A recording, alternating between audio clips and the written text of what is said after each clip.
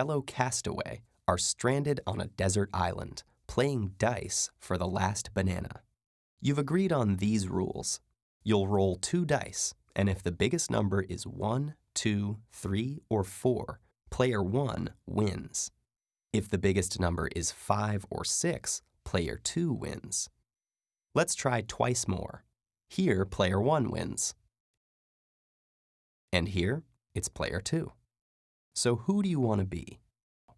At first glance, it may seem like player 1 has the advantage, since she'll win if any one of 4 numbers is the highest.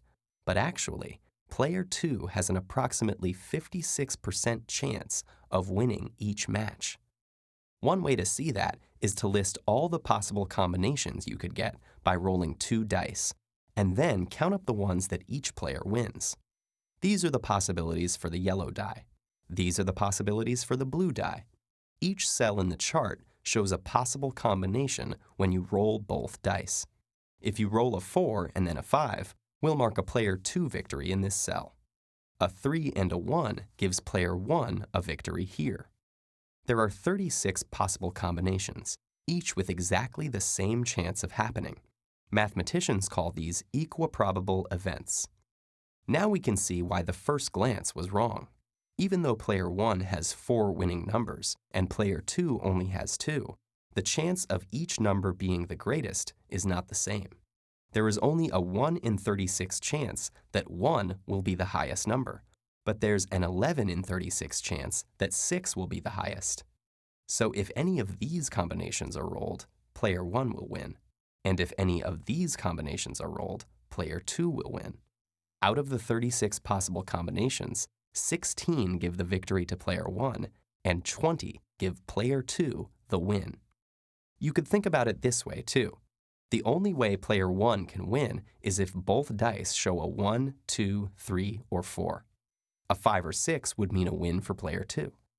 The chance of one die showing 1, 2, 3, or 4 is 4 out of 6. The result of each die roll is independent from the other, and you can calculate the joint probability of independent events by multiplying their probabilities. So the chance of getting a 1, 2, 3, or 4 on both dice is 4 out of 6 times 4 out of 6, or 16 out of 36.